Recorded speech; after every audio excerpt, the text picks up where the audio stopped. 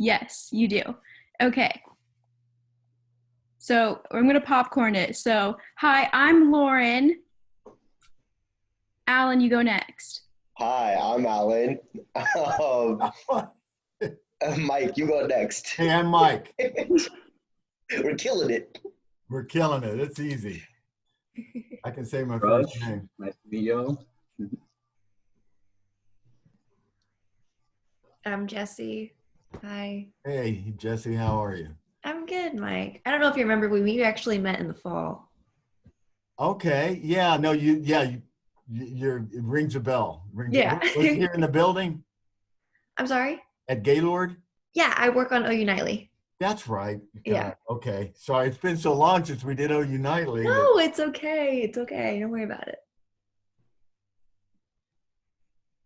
Hi, I'm Jameson. Hey, Jameson. Nice to meet You're muted, Summer. I am. Or wait, I just couldn't see, or you couldn't hear you. Can you hear me now? Yeah. Okay, hi, I'm Summer. Hey, Summer. Hi, I'm Jessica. We got to figure out where's who. Oh, there you are, Jessica. Okay. Try teaching a class with like 60 on this thing. It's difficult. Go ahead. I'm sorry. Oh, I was just saying hi, I'm Laurel. Hey, Laurel. So Emily. So Jesse, where are you from? Let's just start with you. Where are you from? I'm from Frisco, Texas. It's just north of Dallas. Okay. Yeah. No, I know. Oh, another Frisco there from Alan. Okay. Alan, is it Frisco? Close. Frisco, Colony, Louisville. I live like everywhere. I live in like the corner of everything. So. Okay. And Emily, where are you from? I'm from Missouri. And where in Missouri? St. Louis. Okay. Know it well. Most of my family went to St. Louis University. So Nice. my brothers, my nieces, so we're big SLU people. And being from northern Oklahoma, I'm from Ponca City, by the way. We're in St. Louis Cardinals territory. So we're not in that Dallas sphere. We're in the St. Louis sphere up there, Kansas City as well. So anyway, okay. And we know Lauren. Jessica, where are you from? I'm from Rockwall, Texas, so kind of that same area, just a little bit further out from Dallas. Okay, gotcha. And Natalie? I'm from Tulsa. What high school did you go to? Okay, well, I moved here a year ago. Okay.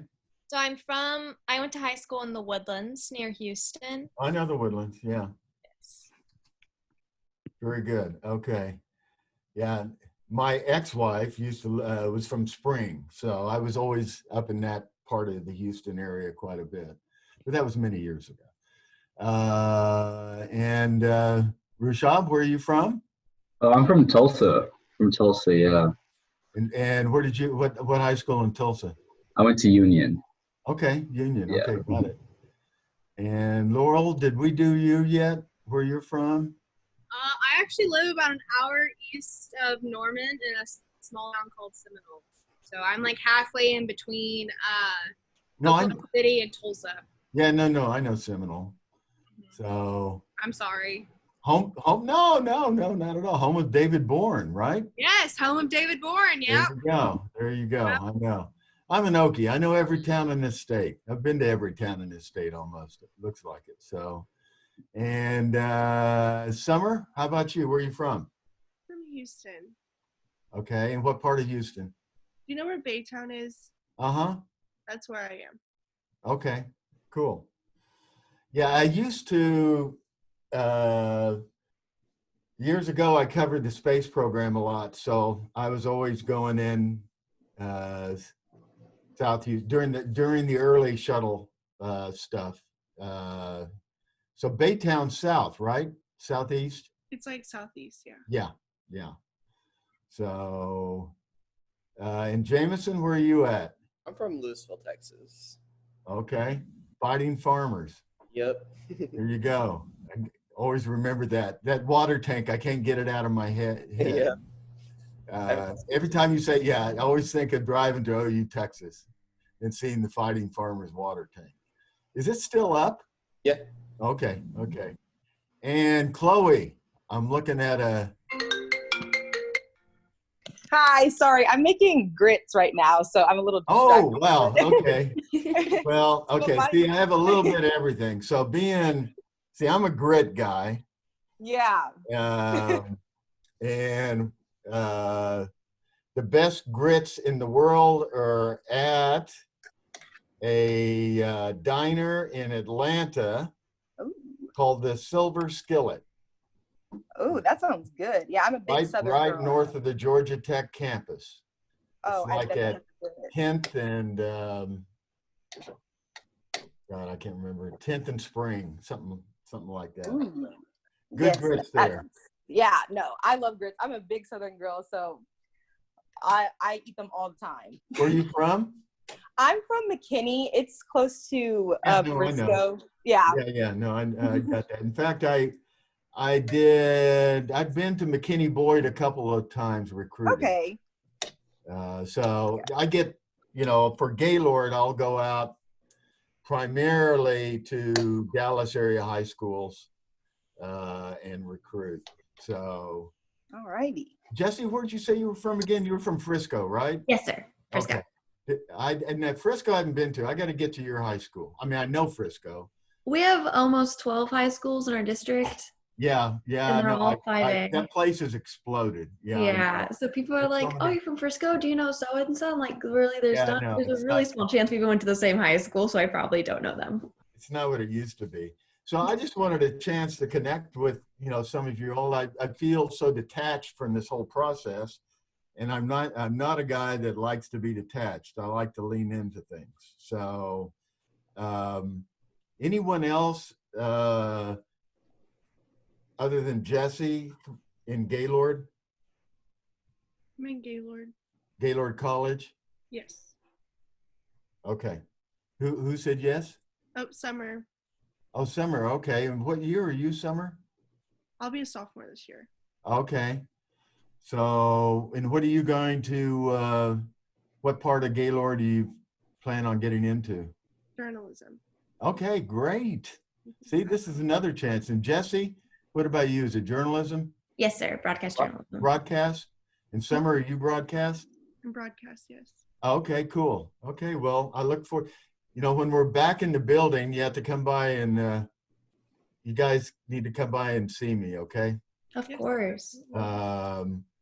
And hopefully we'll get nightly going. And I was up in the studio last week. For those of you who don't know, in Gaylord, we have a couple of studios in the building. One of the studios we do OU Nightly out of there. And I was just in there last week trying to fire up the studio because we were doing Robin Marsh, who's an adjunct, who's an anchor on Channel 9 in Oklahoma City, and I were doing teleprompter training with President Harris, who feels like he needs more teleprompter time. But firing up a cold studio that's been cold since March is not. David Candy wasn't here, so we went to Plan B. So let me tell you a little bit about myself. And I want to hear more about you all. My name is Mike Boettcher. I'm from Ponca City, Oklahoma. Class of 72, Poe High, Wildcats. Only a few people from my high school went to OU. Most everyone went to OSU since we're only 40 miles away from there. And I decided I always grew up an OU fan, so I came to OU. I went counter everyone else in my high school. So I was a freshman incoming in the fall of 1972. I started out, my field is broadcast journalism. And I started out as a broadcaster in Ponca City at a small radio station there, where I was a disc jockey and read the news every hour. So once I came to OU, one of the reasons I came here, because I thought I'll work radio in Oklahoma City. And I did. You know, all through college, I was a reporter working for Oklahoma City radio stations, and then went to television to Channel 9 in 1978, and then left the state in 1980 to be part of this cable startup in Atlanta called CNN. So I was the first reporter hired by CNN 40 years ago. 40 years ago, this past June 1st, we went on the air. We were supposed to have a big 40th birthday party for CNN that we were all going to go to Atlanta for, but that got canceled, of course. So we did that virtually. And I've been, you know, I was out of the state until, so I worked for CNN. I was a reporter, the only reporter in Atlanta that they had for a year and a half, and then moved on to doing a lot of overseas stuff. I worked, and I got basically stereotyped as the war guy, you know, the conflict person. So I got basically sent, pardon my language, to shitholes my entire career, where if I showed up, it meant something was bad, was about to happen, or was happening. And in some things, there were good things, you know. I showed up in Berlin and the Berlin Wall fell. You know, showed up in a lot of locations where dictators ended up falling. I covered the Middle East and South in the early 80s. There were a lot of wars in South America, in Latin and Central America. I covered the wars in Salvador and Nicaragua. In 1984, I went to NBC because they paid me a lot more money, and but I promised I'd come back to CNN someday. So I spent 15 years at NBC News, working for, you know, as a correspondent for NBC Nightly News, for Today Show and Dateline NBC. A lot of it, most of it was overseas. I went back to, you know, for NBC, I was based in San Salvador, and then during the height of the anti-apartheid demonstrations in South Africa, I spent 2.5 years in South Africa covering protests against apartheid, and at the end got to meet Nelson Mandela the day he was released, and then was sent off to Berlin for what was coming next there, which was the fall of the East Bloc and the Berlin Wall and the crumbling of the Soviet Empire.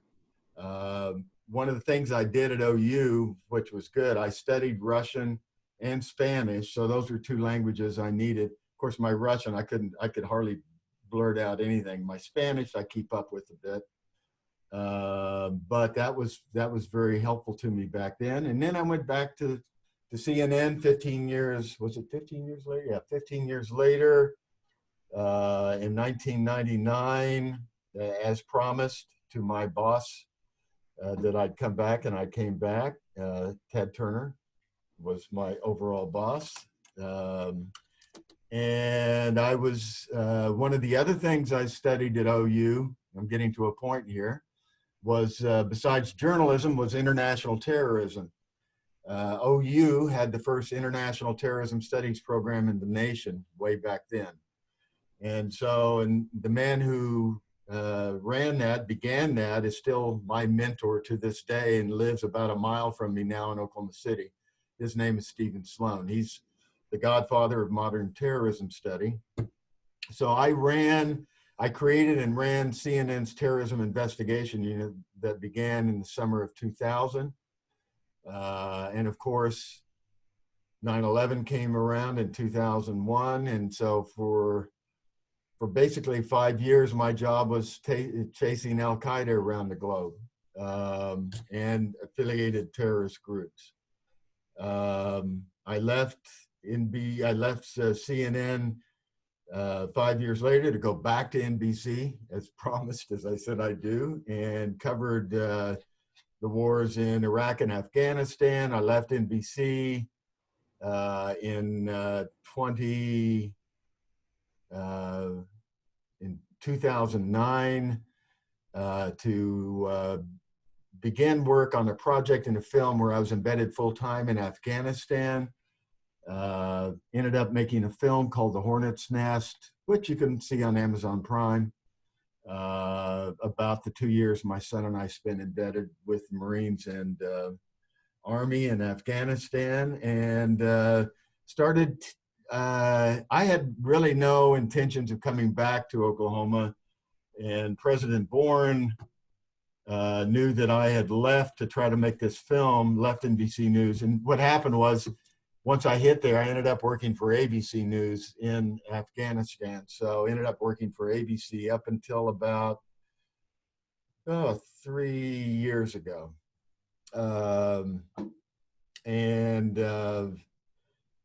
Anyway, I can't remember. I lost my train of thought there. But that's kind of my, my story. Oh, that's why I came back to OU. President Bourne asked if I was interested in coming back and teaching, and I said, well, I'm not going to leave Afghanistan. I'm making this film, but I have, I have a satellite dish that it's about the size of a laptop. That it's a high-end satellite dish called a BGAN, where if you have this device, you can transmit live video signals from anywhere on Earth.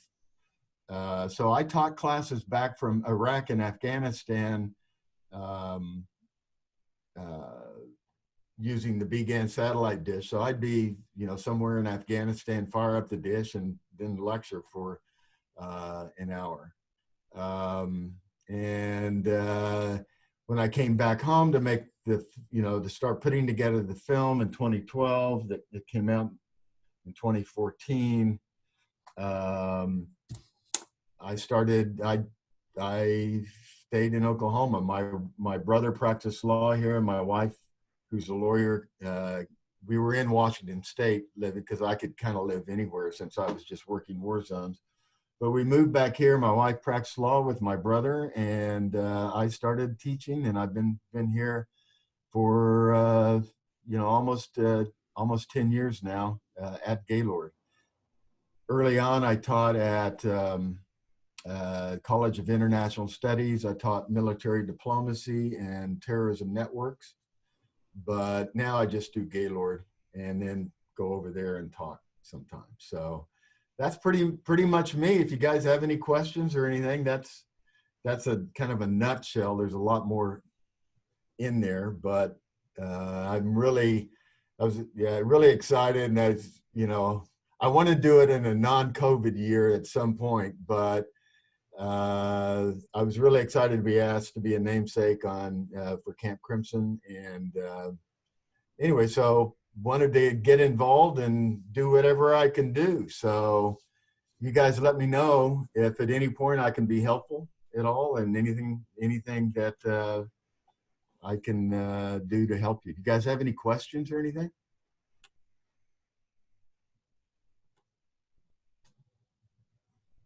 Maybe if I put my glasses on. What do you think is like the most interesting place that you've ever been for your job?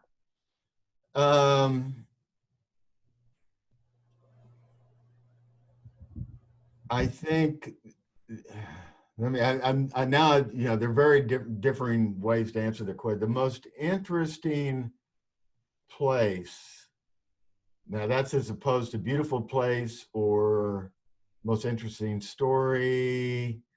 I would say the most interesting place would be Laos, just because it's frozen in time.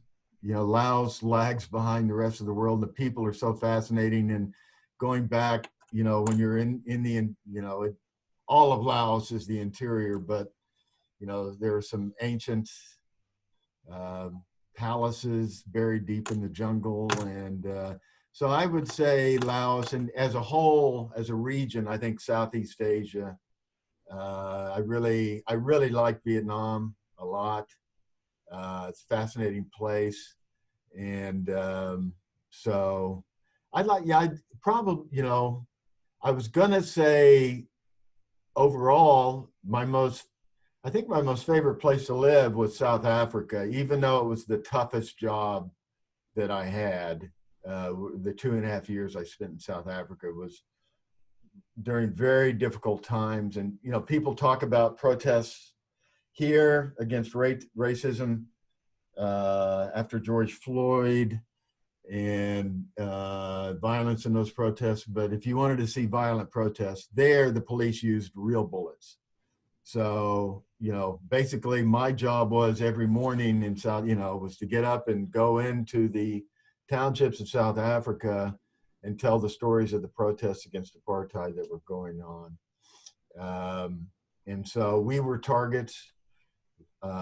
Several journalists died trying to tell the story.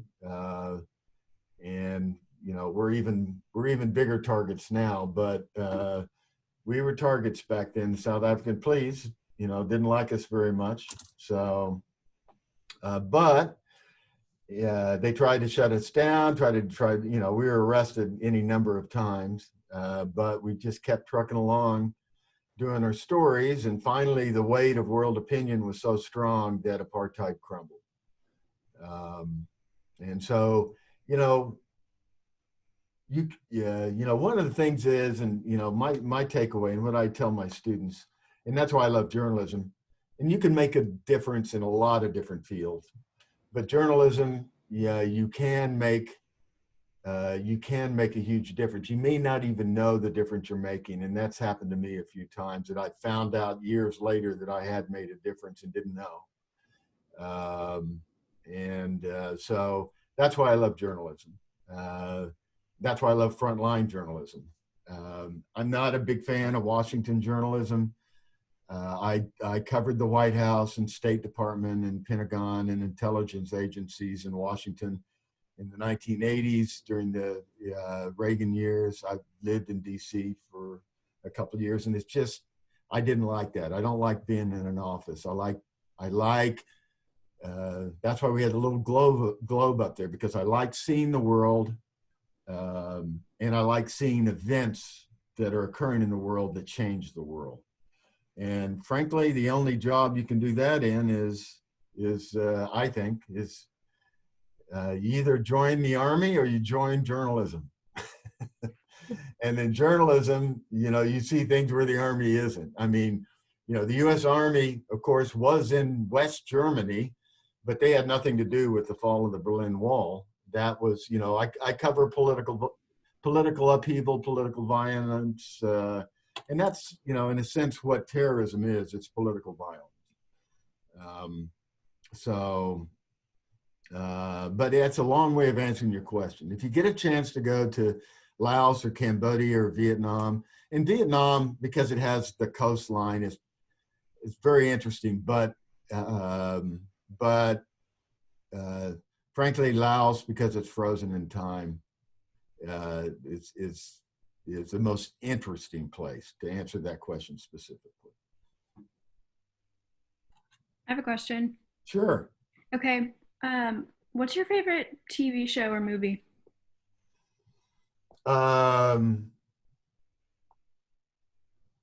Well, I'm a huge sci-fi geek, so you know, I like anything sci-fi. I was trying to figure out. I just had it was on. You know, so a recent movie I really liked, and because I also like Brad Pitt, was Ad Astra. But I'm a real TV show wise, I'm a huge Game of Thrones fan. You know, I mean, I so much so that I can't bring myself to go back and watch it again. I felt like, okay, for some reason I feel like it'll sully the experience or something. I don't know why. I think, but as I think to this day, a movie that really affected me as a kid and why I love sci-fi was 2001: A Space Odyssey. And so you got to think that, you know, I was a kid growing up in the 60s. So I was in elementary school during all of the space race. When we landed on the moon in 1969, I was actually at the Boy Scout Jamboree in Farragut, Idaho, and we were a troupe of Native American dancers because most of the kids in my area were all Native American. And so, and I can remember watching that moon landing on, they had before, it was a projector was used on a giant screen coming from live TV, which was very revolutionary, cutting edge back then. And we were able to watch the moon landings. I'll never forget that. But so, you know, I like sci-fi as a genre. And I watch, you know, frankly, as another genre I like are historical movies, period pieces. And, you know, I like certain movies that depict, you know, what it's like in warfare. We Were Soldiers was one of my favorite movies because the journalist who was in that was a mentor and friend of mine, Joe Galloway, in the movie We Were Soldiers. And that had Mel Gibson as the star in that movie. So anyway, but yeah, TV, Game of Thrones. Yeah, I would say that. Also, my wife, I gotta confess, my wife got me hooked on The Bachelor, so I'll watch The Bachelor. So I'm there. Those of you who are watching The Bachelor, I'll admit it. It's just like, you know, it's like watching a train wreck, you know. It's So so that's funny. why I love it. It's so funny. Yeah, it's like watching a train wreck. So anyway. Have you seen the show The 100? I love that show so much. I'm trying to, I know, let's see, The 100. That is a good show. I think you would like it if you would. it. I think I've seen an episode. It's about explain what it's about. Yeah, it's about like there was a nuclear war on the Earth and everyone died, and so only the people at the International Space Station survived. And so it's like 100 years later, their kids go back, 100 kids go back down to Earth to see if it's inhabitable again, and then like That's everything right. breaks loose. My wife watched an episode. It's something we were wanting to get into. I guess we ought to get into it now. So I'll have to go back in and look that up. Yeah. And you said you like historical like time like shows, right? Yeah. I can find out for you, but there's this it's like 2-season or 3-season show on Netflix about like colonial like fur trapping and stuff with like Jason Momoa in it, and it was a pretty good TV show. That's why I like The Reverend so much. I thought The Reverend was really cool. Was that right? The Reverend? I think so. Revenant. The Revenant. Yeah. The Revenant. Bingo. Yeah. Yeah. See yeah. Okay. Yeah. No, I like that. You know, like that period. I've always been fascinated by the Roman Empire, and I think one reason for that was as a kid seeing Ben-Hur, which is a classic movie. You know, I mean, it's one of the big budget movies of the 60s. You know, that's really a classic. One movie that just came out, speaking of the war genre, that you have to pay for because they premiere, it's on pay-per-view, but it's called The Outpost. And it was based on a book written by Jake Tapper, who had never been to Afghanistan, but Jake and I were at ABC together. So I helped Jake a little bit on it when he was writing the book, because I was at the sister base for this particular outpost. And it shows kind of the hopelessness and ridiculous sorts of suicide assignments soldiers are given. I was at the sister base a mile away. It was an American base that was almost overrun. In fact, it was overrun in a mountain valley in far northeast. that brings me back to your other question about what's the most interesting place I've been.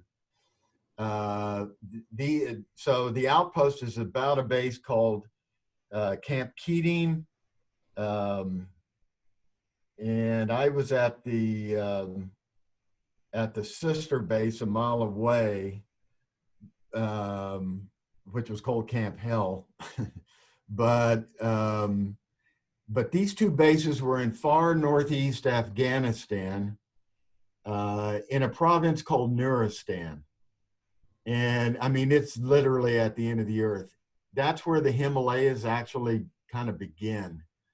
So there are high mountains everywhere. And I think that just because that place is so shut off from the rest of the world, even more so than Laos, there are things that I'd never seen before, like snow leopards, monkeys who live at high altitudes, and in evergreen forests. I mean, it was almost kind of like a fantasy world. It's like one of the most beautiful places on earth, and at the same time one of the most deadly places on earth. But it's called Nuristan Province, Nuristan, and it's pretty fascinating. But the two sister bases up there were Camp Lowell, or Camp Hell, and Camp Keating. And it was one of those places you couldn't even go out to relieve yourself during the day because of snipers. So everyone kind of used, no, I don't want to get into it, but you had to you had to be creative and figure out until it got nightfall so you could run out and use the facilities. But that's how bad it was up there. But it was the most interesting place. Just weird wildlife that you haven't seen before, in really in huge peaks, and it's just a magnificent and beautiful place, like much of Afghanistan is. I mean, it's very wide ranging, from really, I mean, hot deserts that in their own way are beautiful, to the northeast part where there are mountains, and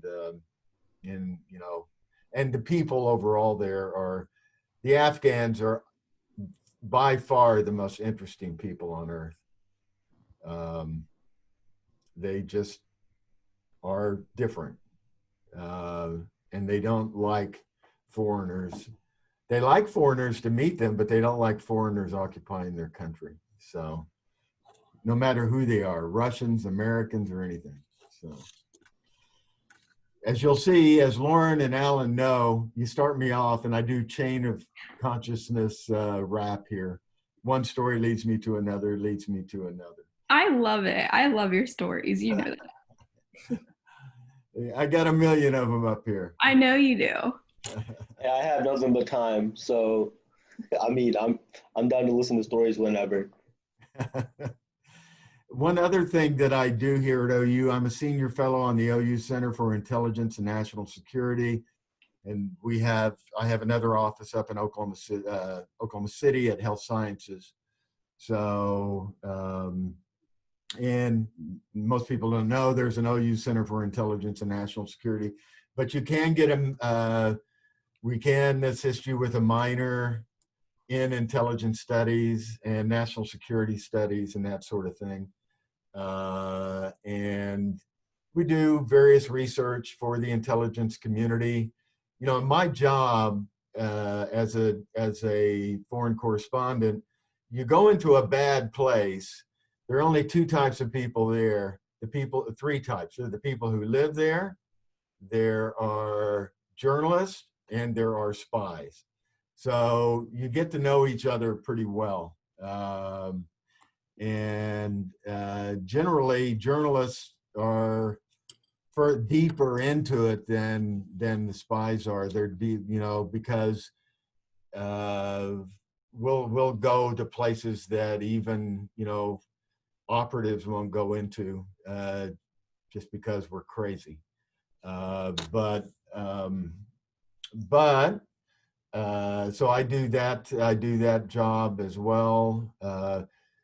Unfortunately, we were going to do a joint thing with West Point's Center for the Study of Terrorism in September, right before the OU Army game. But I'm not optimistic that game is coming off. So I'm not so sure we're going to be doing our seminar with that. But anyway, and if anyone has an interest, and we also assist the intelligence community with recruiting. So if anyone has any interest in serving your nation in any sort of capacity, there's one entity out there that's hiring, and that's the intelligence community. So Yeah, if you know people that work for the CIA, tell them to hit me up. My DMs are always open. I do. In fact, I just got an email from the new Southwest recruiter today. They'll come in. So you all in Gaylord or in journalism, you have to take a class called 3013, which is multimedia news gathering, and we bring in folks from the agency every semester who come in and let them, talk about, because I'm a national security journalist. So if you're going to cover that, you gotta know that world. Any world you cover, you got to get to know it. And so I know a ton of people in the IC, as we call it shorthand. So happy to hook you up, man. But it's interesting. One thing people think the intelligence community is just about operatives that you see on any number of spy movies, but the intelligence community, in any field you can think of, they hire. They have doctors and engineers and computer scientists and programmers and journalists and people who study journalism, and writers and historians, and so there are all sorts of different fields that you can get into. The way it's set up is, this is why they have trouble on colleges, is that the way it's set up, you go through a vetting process. It takes a year. So if you want to get into let's say an agency, a CIA internship, you have to apply basically as a freshman almost. You can do it as a sophomore, but it takes almost an entire year, because you go through it in the same process that if they were hiring an operative, they go deep into your background and everything. And so a lot of people in college don't like that, but that's just part of the thing. And so if you go in at the end of your sophomore year, you can do an internship in Langley, Virginia, for example. And then between your junior year, do another, and then you come out and you disappear. Your friends don't know exactly what you do. They know you're off somewhere. And as you graduate, you come out, in the community. So it's a whole different universe out there. What's some of the things you guys are studying? I'm interested in more about you guys and me. So, hey, Emily, what are you studying? I think you're muted. Pre-med. Oh, pre-med, fantastic. Okay. My roommate, my senior year, was already accepted into OU Med. So that last semester, and of course I wasn't studying. So that last semester was a heck of a senior year. So he was already into med school, so we had fun. So he's a neurosurgeon in Oklahoma City right now, Bob Remendino, best neurosurgeon in Oklahoma City. Anyway, so I'm just going down the line. Jessica, what are you studying? My major is entrepreneurship and management, and then I'm also adding a minor in marketing. Oh, great. Okay. but if you're going to add so if you're going to add a minor, what year are you? I'll be a junior. Okay. Well, I mean, that's great to add marketing, but it's almost better to get out a price. So that's why I'm throwing it out, Gaylord in strategic communication or advertising, because it gives you a different skill set that you're going to get at price. Right. So anyway, just a thought. Okay, yeah, I can definitely look into that because I haven't done anything officially. Yeah. You know, I mean, if you're going to do you're already into price. So if you're going to take a minor, get out of price to take it. So Cool, just some you. advice. Hey, Natalie, what about you? What are you studying? I'm psychology pre-med. Okay, very good. We have a couple of other psychologists, psychiatrists who are part of the Center for Intelligence we have here. And, you know, getting, you know, that's the key element of intelligence gathering is psychological profiling. So getting in the heads of, you know, studying every quirk about a Saddam Hussein or back then an Osama bin Laden or any number of others since then. But that is a key element, and that has always been a huge. You know, there's so many different ways you can go in psychology. That's a great major. And Jesse, how about you? What are you studying? Muted. I was on mute. I was talking and I was like, I don't think they hear me. I'm a broadcast journalism major with a minor. Oh, that's right. What am I saying? Yeah, but I'm minoring in international studies. Cool. Yeah. Okay. So a woman after my own heart.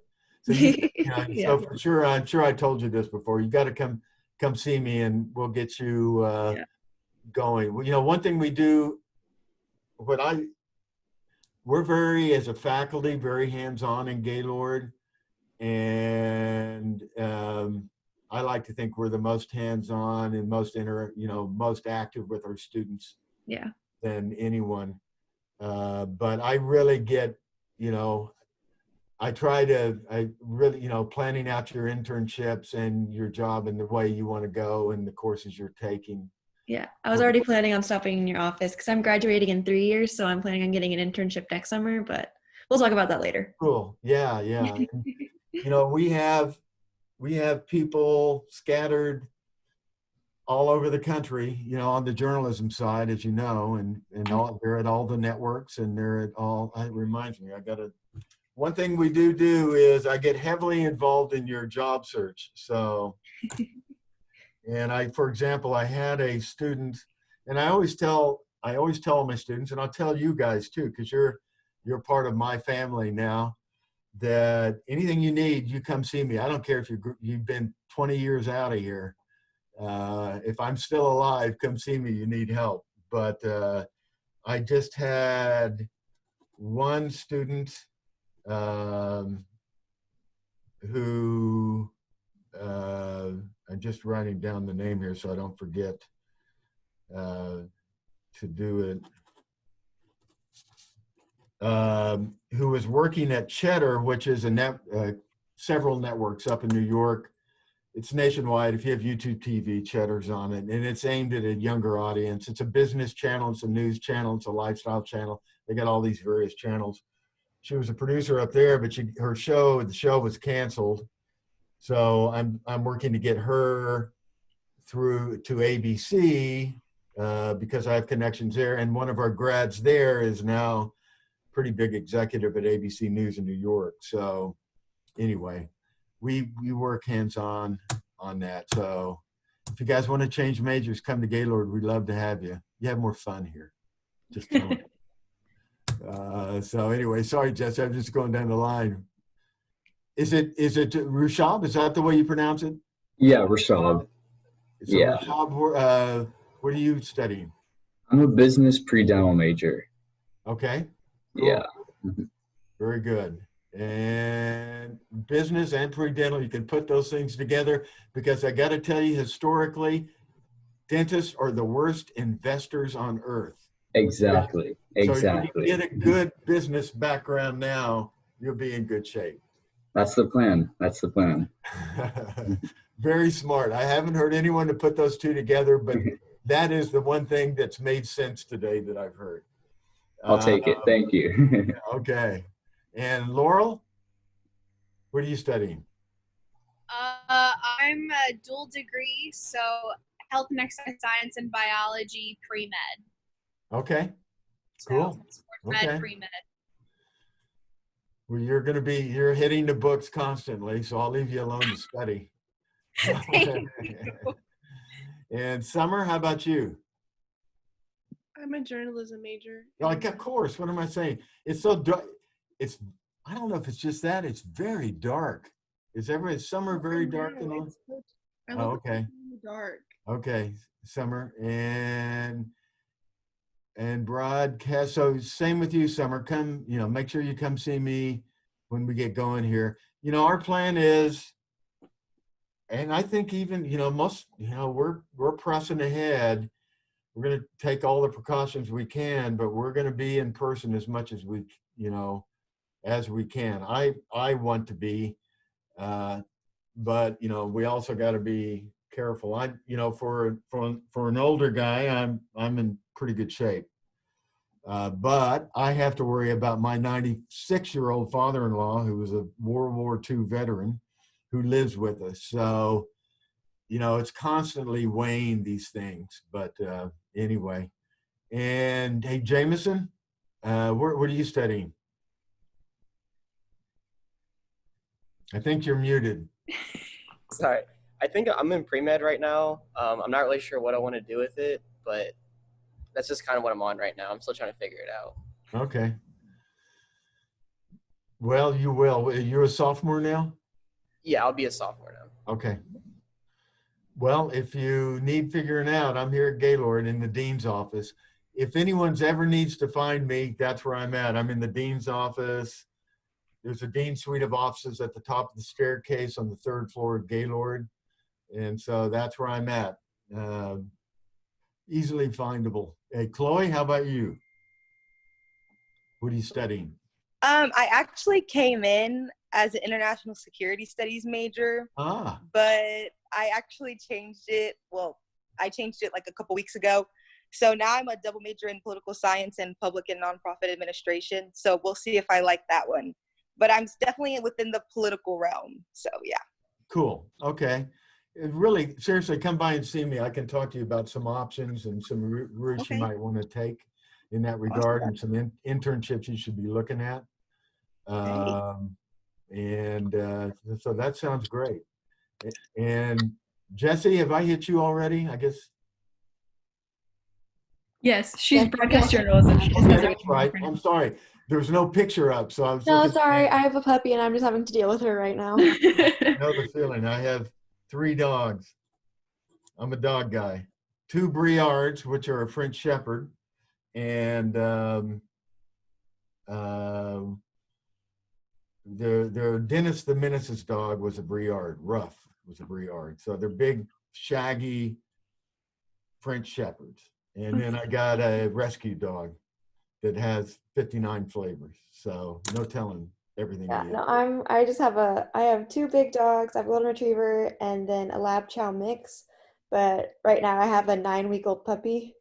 So she's been a little bit of a handful. Okay. So how's it going out there on Crimson? I mean, be frank, are we connecting? What can we do to do anything I can do more? I feel like I'm not doing anything. So, I'm happy to do anything. So just let me know. But how do you guys think it's going? Hey, well, I think every single person here is kind of in the same boat. I think campers aren't really being super engaging with everybody. Yeah. So that's kind of a problem that everybody's having, I think. So do you get a sense if many will come to the in-person thing in August? We hope so, but and it kind of just, it's the same for everybody here too. It kind of comes down to whether or not they're comfortable with it, because not everybody is comfortable being around tons of people. Yeah. Right now. So, and I mean, and same for you guys as SGLs, you guys do have the option to opt out of that if you want to. And but like right now, most of it is up in the air as far as details for the in-person aspect go. So like as more of the plan for that gets hammered down, we'll kind of have a better idea of how things will work out. But everybody will have the choice of whether they want to participate in it or not. And so honestly, like, I don't think there's any way to like estimate how many people will show up now, but I mean, I guess time will tell. Yeah. Hopefully things get better. Yeah, it's just we're gonna have to find out because we just now got like a rough draft of like kind of what maybe it might look like, but Bridget also said that like housing is getting different updates like by the hour of like Yeah. things are changing. So it's just kind of like we're taking it day by day, and so it's just kind of like we just kind of got to go with the flow. Yeah, And that is the, say Go again. ahead. I said I heard on the a quote from the press conference that the president had that he is planning a last minute all online thing too. So I mean, I think this whole summer is just to go with the flow until we really know. Yeah, that's what you have to do. I mean, no one knows. We still don't have, enough information about how this, we know it how, to some extent how it behaves, but I think the fact that we had so much this summer caught everyone by surprise, and for whatever reason, opening up too early in some locations or whatever, but there's a ton we still don't know about this. And I think we just, what we do, we just got to stick with what we do know. And that's what I stick with. I keep socially distant. I wear a mask, but I don't disengage from the world. I do my best. I'm a guy, my whole life, I've had to mitigate risk because I work in hazardous places. And it's not just me, it's my crew. So, and I'm happy to say no one on my crew was, injured, yes, but not killed. The only time injured, and I couldn't stop that, we were blown up by suicide bombers. Our compound was in Baghdad. And I was hurt in that. But it wasn't major. I had to have an elbow basically replaced, but so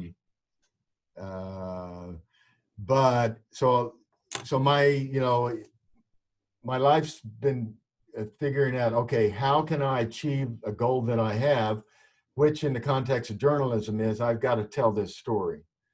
And it's not just me. Back in the old days, I had a crew of 4 or 5 people working with me. Now, probably with new technology and smaller gear and everything else, maybe just one, or often I'm by myself, or there are 2 people. And so what I try to do is figure out the safest route I can take to get to that objective. And that's all we can do right now. And I think it's important for your mental health as well to keep that objective in focus. And that objective is, number one, is to graduate. But right now, it's just finding a way through all of this where we can come, hopefully, to, and it'll change the way we do higher education. I think you're going to see more hybrid stuff going on. But I think that, I think it's really important right now that we try to, as with a plan, and President Harris is a very smart man. We're lucky to have him as president. I'm very, I've gotten to know him bit by bit here as I've been helping him on his teleprompter training and just speaking to the television camera in general. But if we just got to be prepared if things do head to a shutdown again. We're gonna have to live with it. But I got a feeling that it won't. I mean, I think we may have bigger classes that go down, then have to go to online. But I think the smaller class, for example, advanced broadcast, we're still going to continue on with that. And if I have to meet outdoors, and that's what I'm going to do with a lot of my classes, I'm bringing them outdoors. I was suggesting we do what Rice did, which is set up out here in the South Oval, which I'm looking out at, that we set up, tents. One of the issues is we don't have enough space in terms of distancing in classrooms to take in big classes. So to get through that, you have big kind of like wedding tents, for example, which have air conditioning and everything else. It just gives you more space too, and that's one thing they're looking at. So we'll just roll with it. But I'm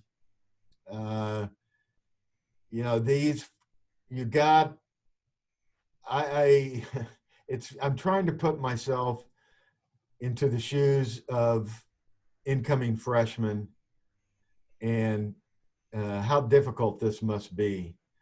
So we're really going to have to redouble our efforts to really engage them and make them feel part of something. And that's what Camp Crimson always did. It made, basically it's a Sooner indoctrination camp that made people feel like they were part of this place.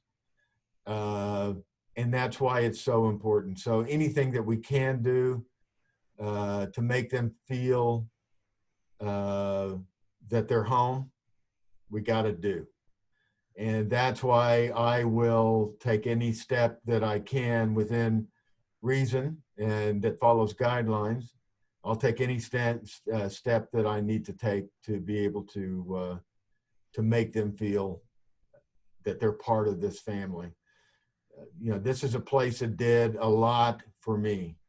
Even though I sucked as a student, I did take it all in. And all of those things that I learned here, whether it was journalism or Russian or terrorism studies or security studies or Spanish, all of those things came together for me in my life. And that was all because of this place. And I had no plans of coming back here to teach, but I will tell you,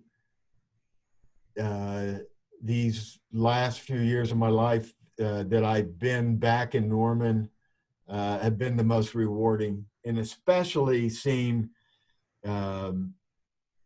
my students as they progress forward in our business, and a lot of them very rapidly. So anyway, anything you can do, we can do to connect with these kids. Well, I shouldn't say kids, these young men and women coming in, they really have to be, that's what I've always tried to do in my life. And I think that's why it made me a pretty good journalist, because I always tried to put myself into the shoes of the people that I cover. And I think and I mentioned it earlier on, one of the, I think, pivotal moments of my early life was being that Native American dancer that went to the Boy Scout Jamboree to dance, because all we did for a year prior to that Jamboree was to go to powwows. So, I mean, we go to powwow after powwow after powwow, and it made me feel how it felt to be the minority, frankly. You know, there weren't too many people at the powwow that looked like me. And that was a lesson I learned early on in life. And that helped me to project, to put myself in the shoes of other people. And that's a key element of journalism. Hey, you guys have invested a lot of time. I feel like I've gotten to know you all a little bit. And if you have any further questions, feel free to ask me, but don't feel like you got to hang on here. I just wanted a chance to get to meet some of you, and hopefully we'll, coming up soon here, we'll see each other. And I haven't looked out today on the other side of Gaylord, but last week I saw the team out there practicing, which made me feel it was something to grasp onto that felt a little bit normal, you know. And that's the other advantage of Gaylord. You can watch practices. So anyway, since we overlook the practice field. Anything else, folks? Do you guys have any other questions? No, I think we're good. Well, okay, on that note, thank you so much for talking to us, Mike. No, absolutely. And hey, look, I mean, all of you here are, you know, you're all part of my family now. And so we got to stick together. And our little motto here for our family is we've got each other's backs. And for sure, in this group, we do. So anything you all need, please let me know. Okay. Well, go out there and have a good rest of your day, huh? And thanks for letting me bore you stiff. Thanks for being with us, Mike. Okay. Good talking to you. Thank you.